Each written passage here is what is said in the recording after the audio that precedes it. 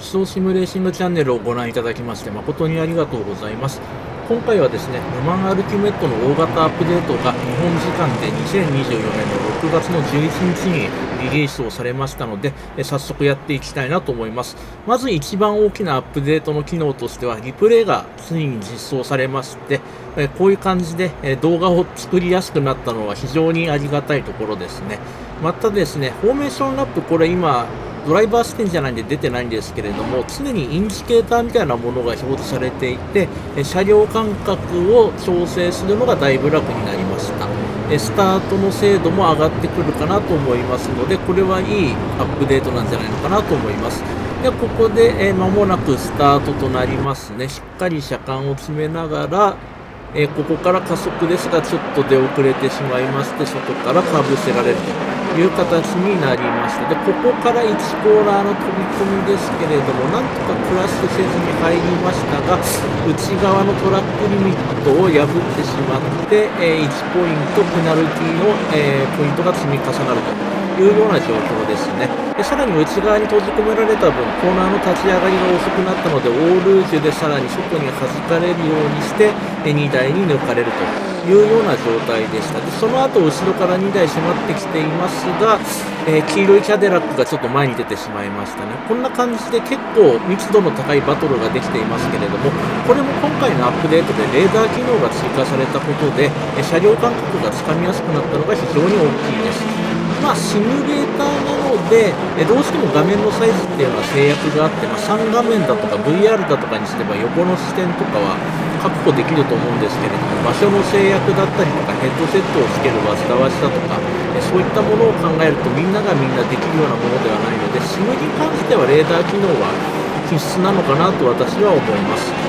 で、AI の方ですけれども、こちらはまだまだちょっと改良が必要そうですね。先ほどのコーナー、かなりスピードの遅いコーナーではあるんですけれども、簡単にアウト側から2台まとめて抜くことができるような感じのところがあったりというところで、必ずしも AI の精度はまだまだ、高い方ではないのかなというところです。とはいえ、ここはアーリーアクセスなので、あんまりカリカリ気にせずに、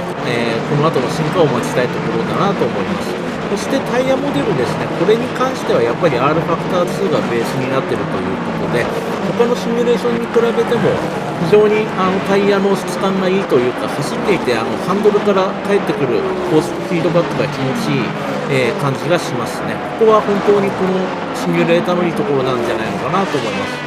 まもなく1周目が終わるところで、これからバスストップ試験ですね。結構ブレーキング AI 突っ込んでくるんですけれども、コーナリング自体はそんな速くないんで、こうやって大渋滞が起こると。で、前にちょっと追突してしまいました。で、まだ今回のアップデートではクラッシュモデルが入ってないみたいなので、マシンの外観に変化はありませんけれども、ここも今後の進化に期待したいところです。そしてこのフェアピンに関してはうまくインを取ってオーバーテイクすることができました。これができるのも先ほどお話ししたレーダー実装のおかげかなと思います。ただこの後のオールージュがですね、まだちょっとマシンの挙動をつかみきれてないというか、結局このシムを買ってからまだほとんどプレイしていないので、ちょっと慣れないところが多くて、ここでまた、後ろからプジョーにかわされるというところですが、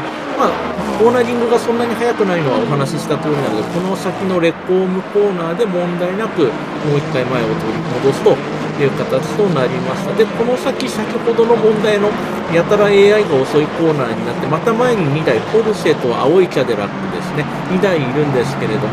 ここもまたご覧の通り、アウト側から一気に2台ともオーバーテイクできてしまったというところです。こういう感じで、なんとなく攻略ポイントが明らかなコーナーがまだまだ残っているという、ところではあるんですけれども、ここも、仕方のないところなのかなと思います。ただ、実際のこのスパのオーバーテイクポイントはあそこではないかなと思うので、その辺はうまく調整してほしいなとは思っています。で、しばらく、前後に車がいなくなりましたが、そうなるとちょっと目標物がないので、まだまだ運転慣れてないところがありありですね。全然イン側のエーペックスを捉えられてないような走りになってしまっています。で、また前に、別のポルシェとプジョーが出てきましたね。これを追いかけるような形になりますが、オーバーテイクした車は、なんかペースが上がってこないようで、後ろはだいぶ離れてしまいました。その前はグリッケンハウスでしたが、4台連なる形で、このままブランシモンを抜けて、最終のバスストップスペインに入ってくるんですけれども、これだけ車両間隔があっても、前がコーナリングだいぶ遅いので、なかなかちょっと感覚が狂ってしまう感じで、ここはオーバーランをしてしまいましたが、で、タイムを詰めないようにギジョインしたんですけれども、これが、ドライブスルーペナルティの判定となって、次の週ピットに入りなさいよという無線がちょうどここで飛んできています。なかなか厳しい判定かなと思うんですけれども、ここら辺も、シミュレーターなんでもうちょっと甘くしてほしいかなとは思いながら、仕方のないところかなと思っています。で、3周目のオールートに関しては、今回はちゃんとフラットアウトで抜けられたんですけれども、この後ですね、出口ラディオンのところ、思いっきりイン側4脱なんですけど、これに関してはトラックリミットは取られませんでしたね。まだまだちょっとここら辺の判定、曖昧なところも残っているようなので、今後のアップデートでさらに改善をしてほしいところです。で、この後またレコームを抜けて、例のコーナーに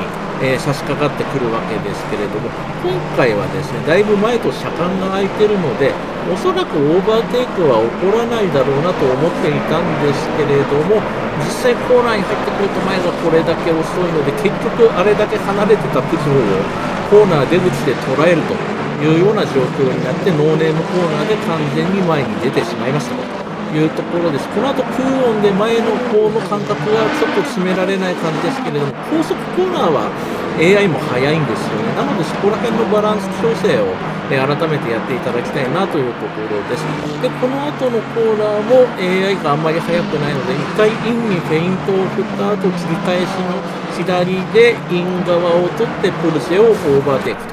というところで、前のグリッケンハウスを追いかけるんですけれども、やっぱりブレーキを強く踏まれてしまう分、ここで当たってしまってクラッシュとなってしまいました。動画の尺もちょうどいいところなので、今回はここまでとしたいと思います。ご視聴いただき誠にありがとうございました。